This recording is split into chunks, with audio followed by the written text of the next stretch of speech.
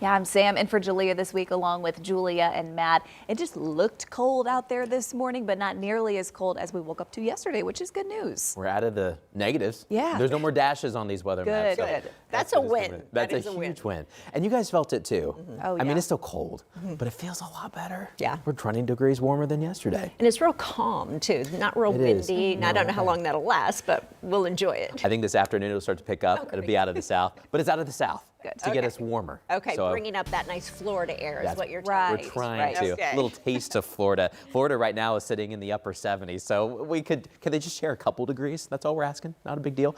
Hey, this morning we're checking out the sky cameras. We're clear. You can see the stars out there this morning. We're gonna have a lot of sunshine today. Be a few clouds passing by every once in a while, but lots of sun and south winds together. In fact, this is kind of crazy. In meteorology school, we had a class where we had to melt a snowman. And the question was, can sunshine and just warmer weather melt it faster, or can a south wind melt it faster? And after we did all the equations and these thermodynamics, which it'd be kind of tough to do again, it's been a while. The wind actually does the most work on the snowman. And so essentially what you need to know is the south winds today are going to do wonders for us. Even the leftover ice and snow patches that we have out there this morning, especially outside of Indianapolis and even inside of 465, we're going to see vast improvement. It is still cold start this morning. We're waking up in the single digits and teens and a couple 20s out there, but we have more school delays coming in. And here's the problem. In some of our more rural schools out in the countryside, the roads have really refrozen again overnight last night. So we're watching that closely. We're starting off right now here in Indianapolis at 24 degrees. That south wind is already helping us about big time. We had a big warm front come on through. Coming up, we're going to let you know how much warmer we'll get all the way into Christmas week. I do want to touch on traffic this morning. And one thing about traffic is how many cars hit a certain spot, how many tires go over a certain spot really helps to determine how clear the road is. So for example, interstates are doing a lot better. However, there's still black ice, and we've had some salt trucks out on I-70 at the south split so far this morning trying to work on the roads. You do see a lot of open pavement, but there's still these ice patches, especially on the outsides. But salt trucks have been out there. They slow down traffic a little bit as they're trying to put that down. Well, I've looked there by Fletcher Avenue and I-65 on the south side. But you get off the interstates, we still have a lot of slick spots, ice and snow patches. So be careful as you're heading out the door. Julia? All right, Matt, thank you. Well, Indiana's Attorney General is now suing one of the largest pornography companies in the world. Todd Rokita is accusing ILO of breaking state law and not doing enough to keep minors from visiting those websites. Anna Chalker joins us live this morning with what the lawsuit says the company is now at fault for. Anna, good morning. Good morning, ladies. Rokita claims that ILO is not following the age verification laws and what they should be doing to restrict kids and making it easy for kids to access the content that's on these websites. So the lawsuit says the ways that ILO is using their verification is through age warnings and blocking devices here in the state instead of using state IDs. The Canadian-based company owns 3 of the world's top 10 pornographic websites like Pornhub. And since 2024, when the verification law went into effect, Rokita's office has been working to hold companies like ILO accountable who may not be following the guidelines. This lawsuit has also sparked the attention of child safety advocates. Angie Morris with Community Health says when kids are able to find porn early, it can impact them lifelong. That in the future, when they try to have a relationship in real life, they have seen all of these images that a person just doesn't do it for them. ILO did not comment on this lawsuit due to pending litigation, and Rokita's office is seeking civil penalties and a permanent injunction. Now, Morris is saying this is just not another lawsuit parents should just look through and move on by. They say this is something that should really raise some red flags for these families, not just about pornographic websites, but all websites as a whole. So coming up, you'll hear her advice for parents on what she wants you to talk to your kids about as they are getting through the internet.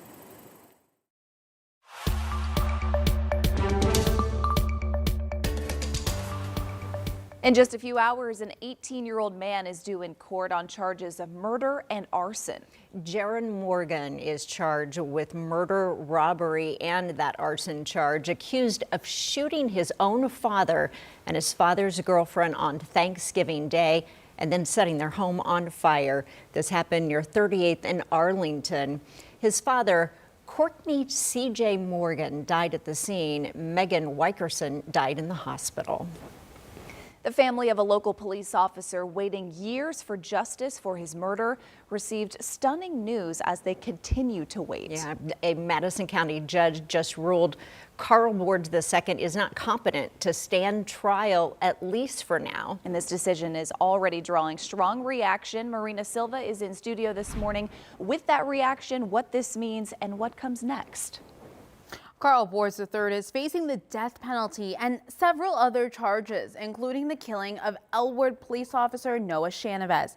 But Monday, a Madison County judge stunned the courtroom, ruling Boards is not competent to stand trial, saying he can't understand the proceedings or help in his own defense. Indiana State Police say Officer Shanavez was shot and killed after attempting a traffic stop in 2022. Police say Boards got out of the vehicle and fired multiple rounds for an unknown reason. Shanavez was hit several times and died at the scene. Two court-appointed psychiatrists found Boards to be delusional, believing he has a microchip in his brain, reading his thoughts, and that his public defenders want him dead. Officer Shanavez's family, visibly upset, walked out of the courtroom. I can't even describe it. We just want Noah. We want Noah back, and we can't have Noah back. So we just have to fight for justice for him. His sacrifice is worth something. Boards will now be sent to a state mental health facility for treatment. His court date for this next one has been pushed to March. Now, coming up at 6:30, I'm going to explain more charges that he is now facing from his time behind bars. And just so disappointing, we understand, for his family, because now who knows how long they'll have to wait for what they call justice. Exactly, and the prosecutor was saying that this could be a short time, this could be a long time. Nobody really knows, unfortunately. Marina, thank you. We have another update for you this morning. This time, the mother of a 5-year-old boy found dead in a suitcase in southern Indiana made her first appearance in a Louisville courtroom yesterday. Dejon Anderson is now requesting a public defender in the case. Her case was recently moved from southern Indiana to Kentucky. And that's where police believe she killed her son, Cairo Jordan, before dumping his body in April of 2022. So she will now be back in court next month after pleading not guilty to several charges, including murder. Well, illegal guns found in washing machines and thousands of fentanyl doses as well. That's just some of the evidence IMPD's violence reduction team gathered just this year. They say they've executed more than 800 search warrants this year. Metro Police say the task force seized nearly 2,000 illegal guns, and those guns often lead to bigger fines. So they say this is really a result of just one operation in the North District. You saw all those guns, so many of them illegal, by the way, 72 pounds of meth and other drugs like heroin and fentanyl and cocaine, all found. IMPD say drugs and illegal guns go hand in hand. There's obviously a crossover when it comes to illegal guns and narcotics. So when we target those significant amounts of narcotics, we generally find that we're going to take significant numbers of illegal firearms off the street. So in all, the Violent Crimes Task Force and Violence Reduction teams landed nearly 3,000 arrests.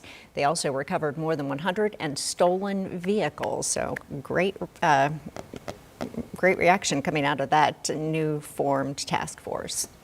Well, Belzer Middle School in Lawrence has a new principal this morning. The school board approved Kendra Randall to fill the role. She currently serves as principal at Eagle Creek Elementary in Pike Township. But her newest appointment comes after Belzer's previous principal, Victor Bush, seen here, resigned. He faces sexual assault allegations by several women who worked for him. We have more about those allegations, including an interview with one of the alleged victims at WTHR.com.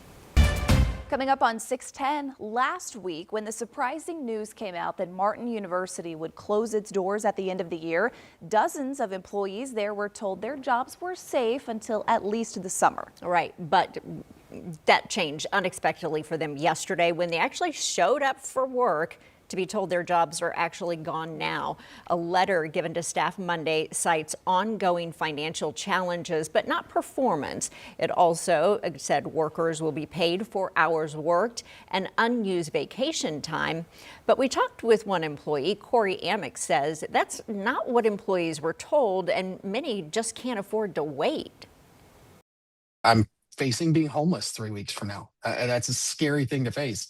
But for Martin's sake, so it does stick around in some form or fashion, hopefully under new leadership.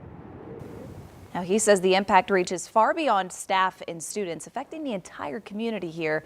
And he hopes support comes not just for the employees, but for the future of the university. Well, this is pretty cool. Check this out. Pacer star Pascal Siakam taking a trip to the Indiana Math and Science Academy West. Okay, the visit was to celebrate the launch of a partnership between this school and Siakam's not-for-profit called the PS43 Foundation. The goal of the partnership is to get students involved in programs for building technology and problem-solving skills. Kudos to him. Very cool.